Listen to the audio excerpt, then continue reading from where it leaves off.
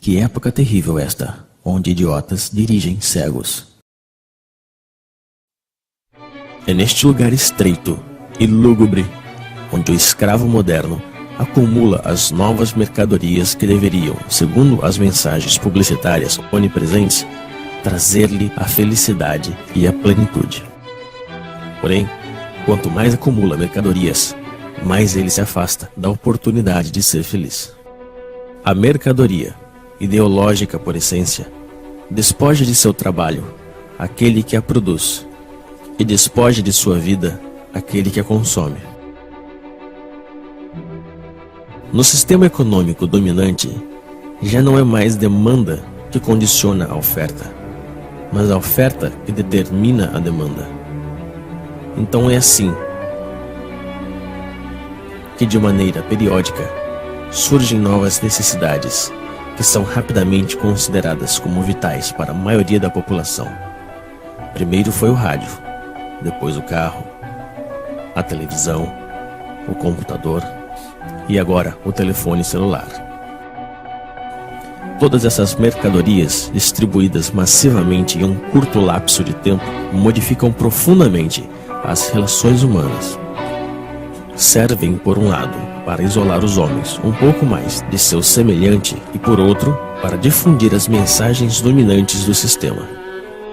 As coisas que se possuem acabam por possuir-nos.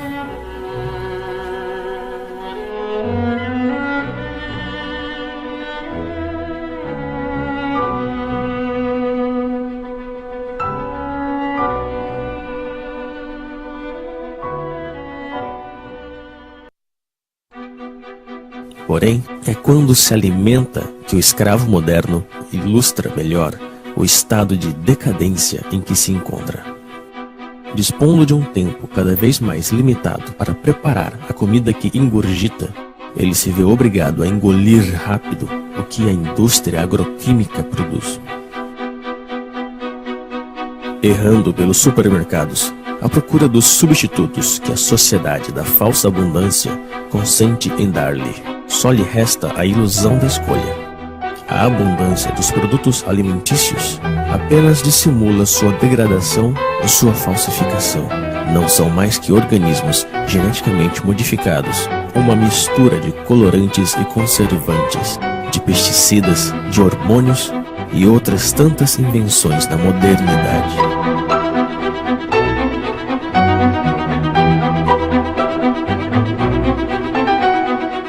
O prazer imediato é a regra de todo modo de alimentação dominante. Também é a regra de todas as formas de consumo, e as consequências que ilustram essa forma de alimentação se veem em todas as partes.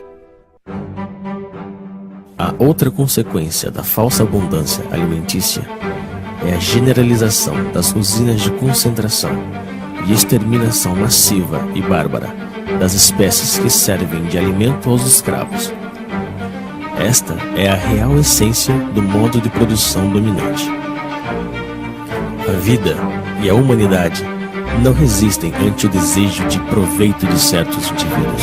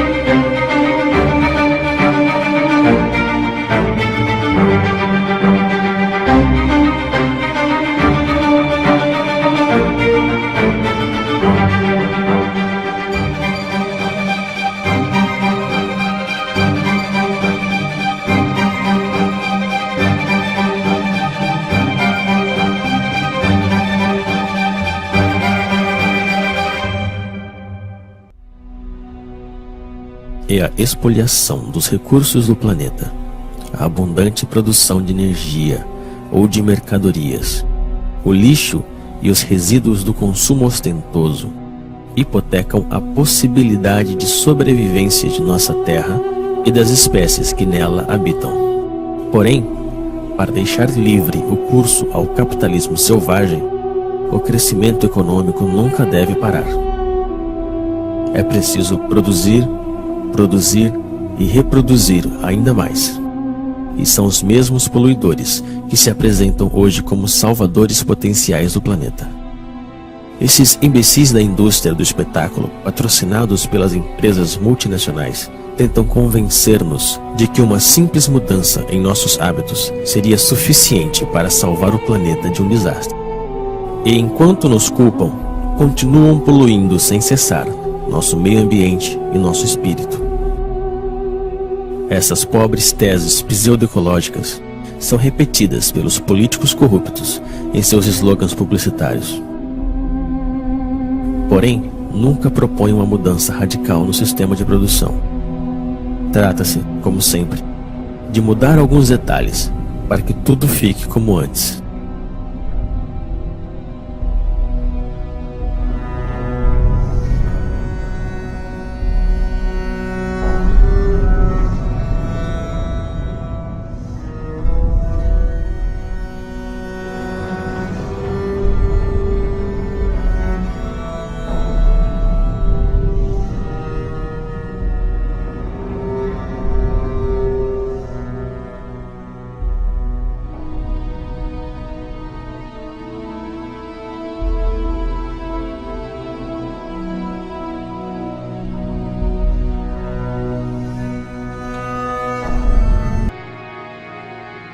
Assim como ele transformou todos os detalhes de nosso mundo em uma simples mercadoria, o sistema atual fez de nosso corpo uma mercadoria, um objeto de estudo e de experiências para seus pseudo-aprendizes de medicina mercantil.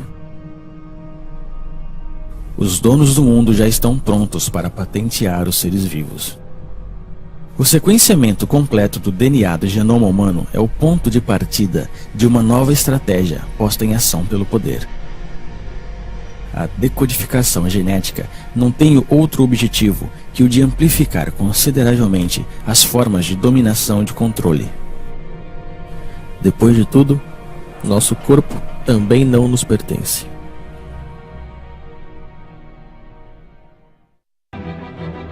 O escravo moderno está convencido de que não existe alternativa na organização do mundo atual. Ele se resignou a esta vida porque pensa que não pode haver outra, e é aí mesmo que se encontra a força da dominação presente. Entreter a ilusão desse sistema que colonizou toda a face da Terra. É o fim da história. Convenceu a classe dominada que adaptar-se à sua ideologia é como adaptar-se ao mundo tal qual se mostra e como sempre foi. Sonhar com outro mundo se tornou um crime criticado unanimemente pelos meios de comunicação e os poderes públicos. O criminoso, na realidade, é aquele que contribui, consciente ou não, na demência da organização social dominante. Não existe loucura maior que é do sistema atual.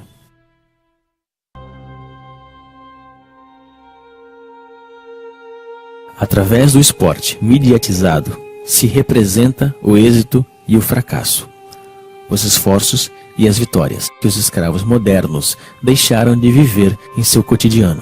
Sua insatisfação lhe incita a viver por procuração frente ao aparelho de televisão.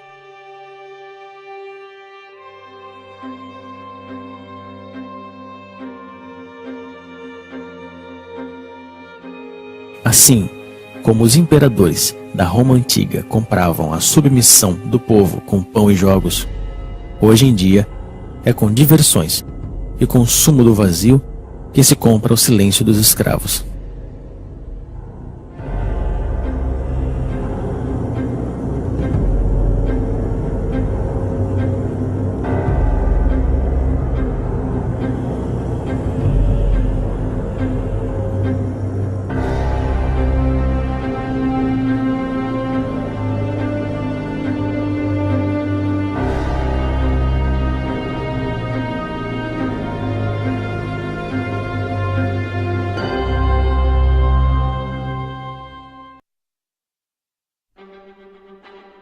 controle das consciências passa essencialmente pela utilização viciada da linguagem utilizada pela classe economicamente e socialmente dominante. Sendo o detentor de todos os meios de comunicação, o poder difunde a ideologia mercantil através da definição petrificada, parcial e falsa que ele dá das palavras. As palavras são apresentadas como neutras e sua definição como evidente. Porém, estando sob controle do poder, a linguagem designa sempre algo muito diferente da vida real. É, antes de tudo, uma linguagem de resignação e impotência, a linguagem da aceitação passiva das coisas tais como são e tais como devem permanecer. As palavras trabalham por conta da organização dominante da vida, e o fato mesmo de utilizar a linguagem do poder nos condena à impotência. O problema da linguagem está no centro da luta pela emancipação humana. Não é uma forma de dominação que se junta às outras, mas o coração do mesmo projeto de submissão do sistema mercantil totalitário.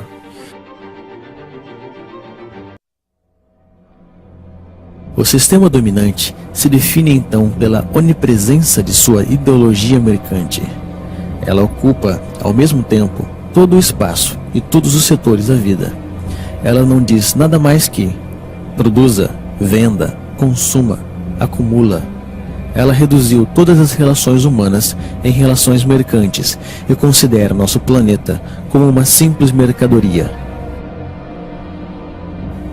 O dever que nos impõe é o trabalho servil. O único direito que ele reconhece é o direito da propriedade privada. O único Deus que ele adora é o dinheiro. O monopólio da aparência é total. Somente aparecem os homens e os discursos favoráveis na ideologia dominante. A crítica deste mundo está afogada no mar midiático que determina o que é bem ou mal, e o que se pode ver ou não.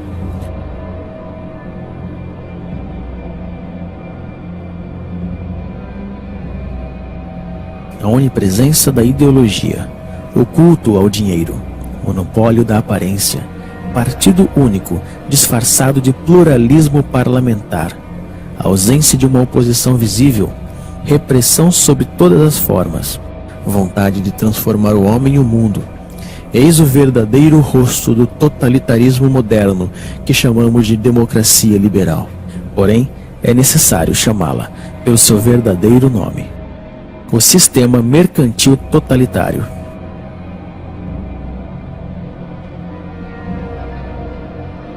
O homem, a sociedade e o conjunto de nosso planeta estão a serviço desta ideologia. O sistema mercantil totalitário realizou o que nenhum totalitarismo conseguiu fazer antes: unificar o mundo à sua imagem. Hoje, já não existe exílio possível.